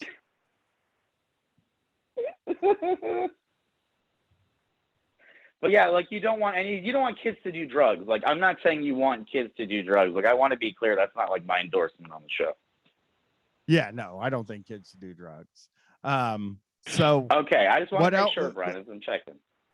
Hey, it's good to ask, but okay. So Brett is telling me that I shouldn't want kids to do cocaine, and I want to be perfectly clear here. I don't want kids to do cocaine. I just think a 12-year-old doing acid seems worse, maybe in a weird way, than coke. But I get what you're saying. Coke is bad too. Coke No, is it bad does. too. I think it seems like it might be like, like one. No, I actually don't know. I can't speak on it. I will once again defer to Brett in the chat. I feel like he knows the most. Yeah, he's definitely right. He's definitely right. I will agree with. I have done coke, but in a very, I was like 17. But like, it's I always think of it, I don't know, they put them on Adderall, you know. I'm trying to figure it out. I just have no idea. I have no fucking clue what drug you would allow a kid to do that wouldn't be as bad as, maybe that's a conversation for next week. Adderall, which are yeah, maybe that's a conversation for next week, I think. And we can do that thing where it's like, so what is the order of drugs you think a 12-year-old should do? Jesus. What a tier list, Brian. Wow.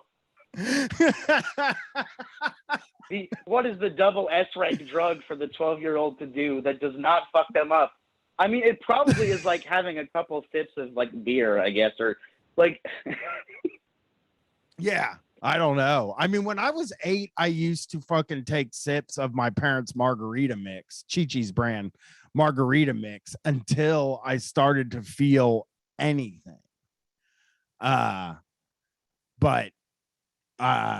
you know, it didn't like fuck me up or anything because I didn't ever get all the way drunk. But yeah, I did used to do that.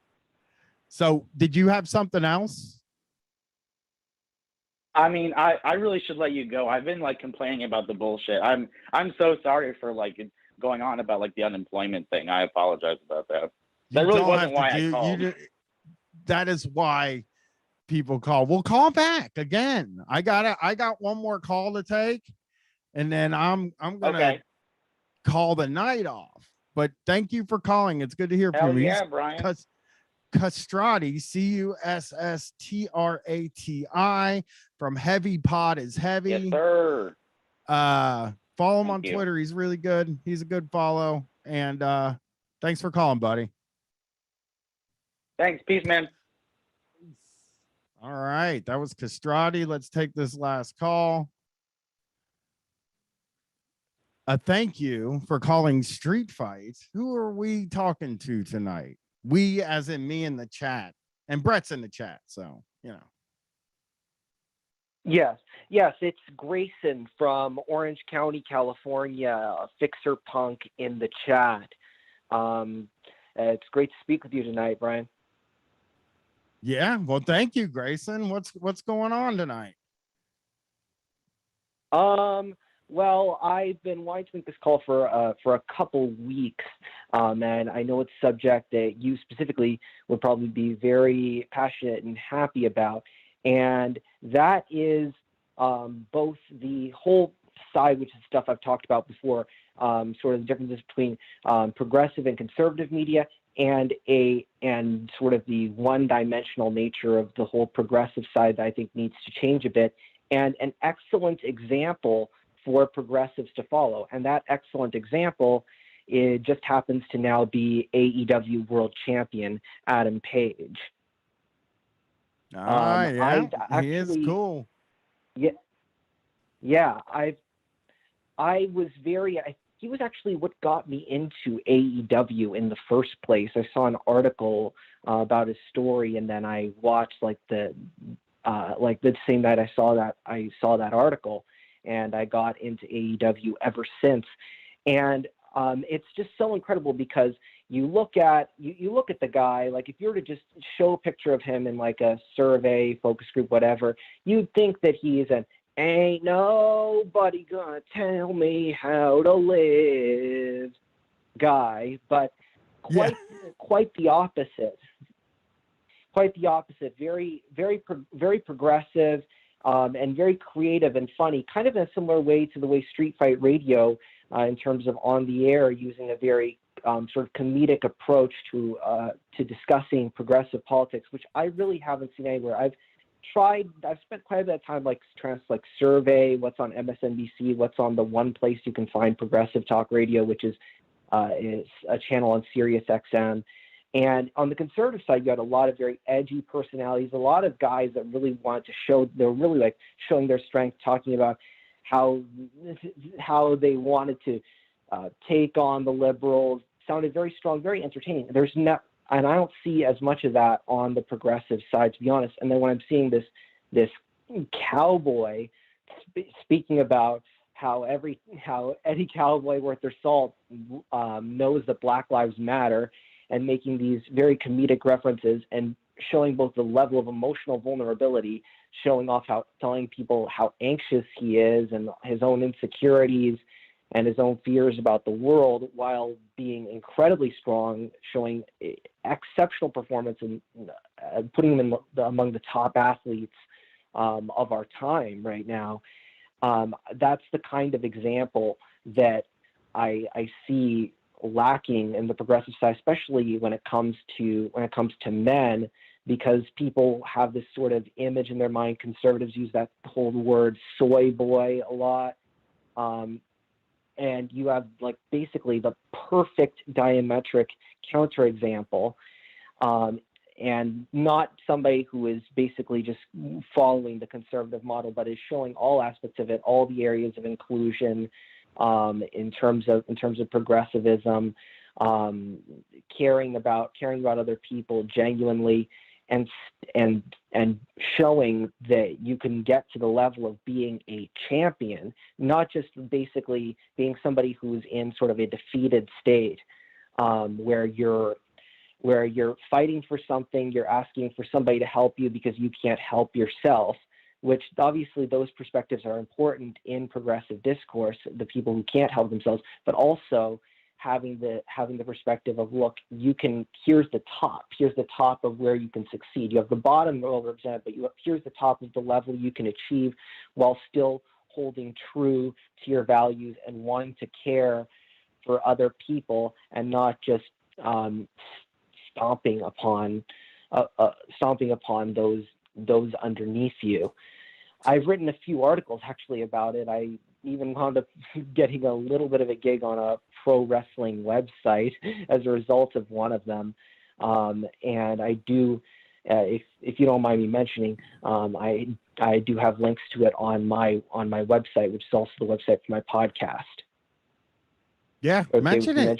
Give them the address. Yeah. It's on Fixerpunk, just like my name in the chat, FIXERPUNK.com. And I have a whole compilation of my analyses on Adam Page and the example he has. And I also have stuff up on ProWrestlingMusings.com, which is mostly an AEW like analysis page with a whole group of writers doing a lot of data-driven stuff. But I'm more of, they're sort of the quantitative sciences. I'm more the social sciences thinker within that group, analyzing sort of this very progressivism that's really growing in pro wrestling, which surprised me, even as somebody who's very perceptive about social change. Yeah. I mean, it is like, it seems like, I don't know.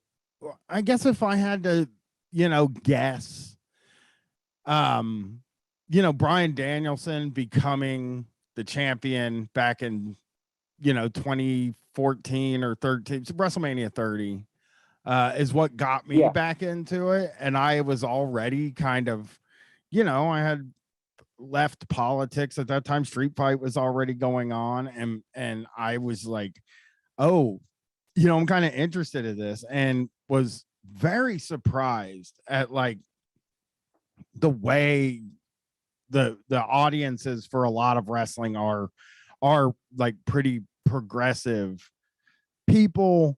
Not all of it is, not everybody, but you can't have 100% of anything. Yeah. And I think it's really interesting that I don't know, the audiences seem to be really sort of open to stuff, even in this low culture form of art or entertainment.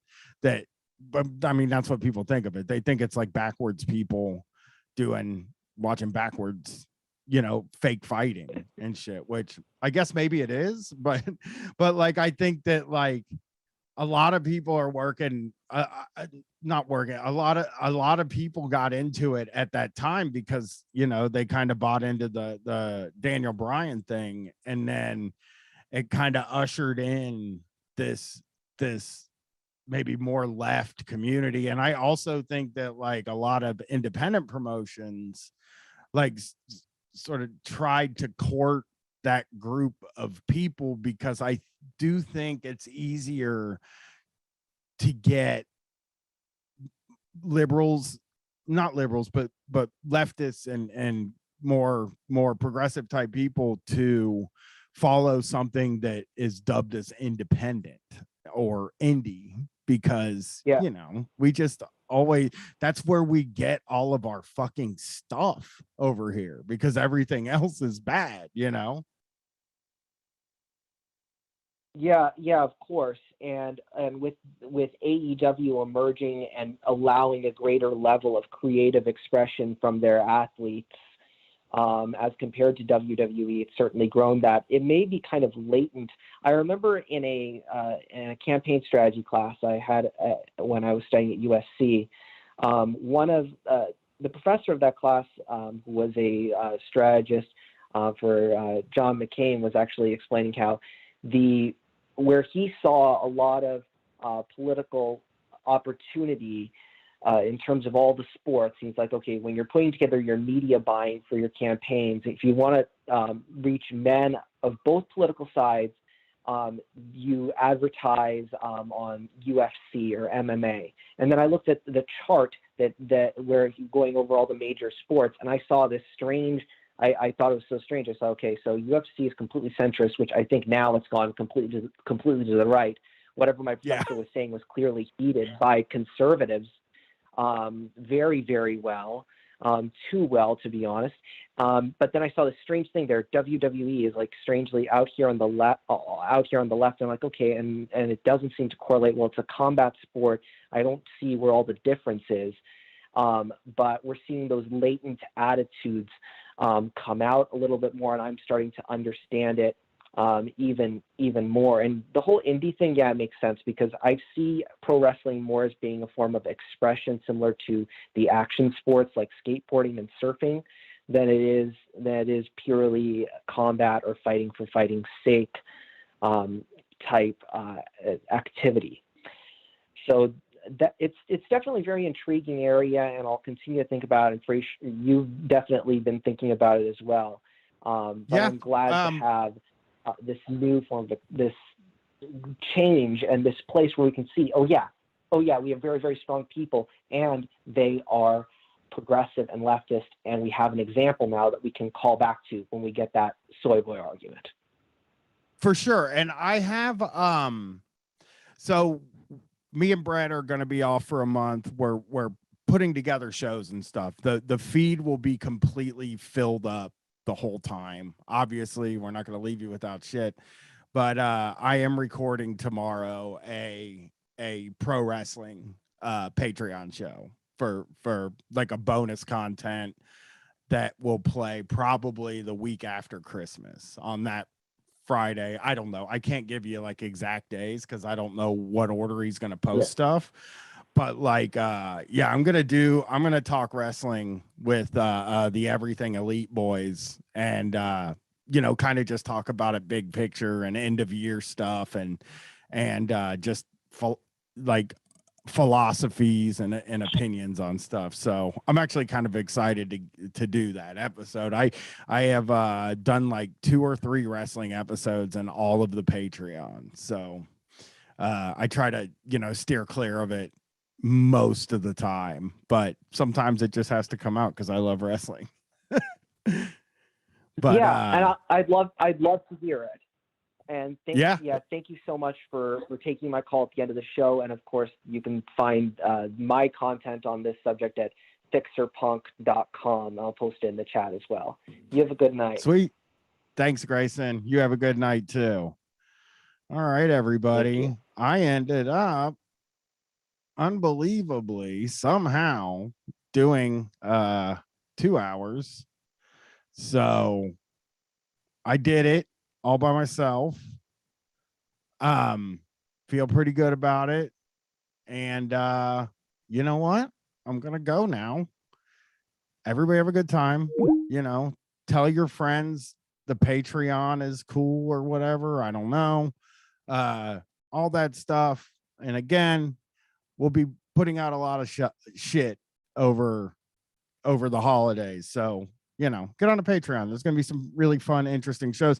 And the main feed is going to have some really fun, interesting shows on it. Like, we just did one with Minion Death Cult.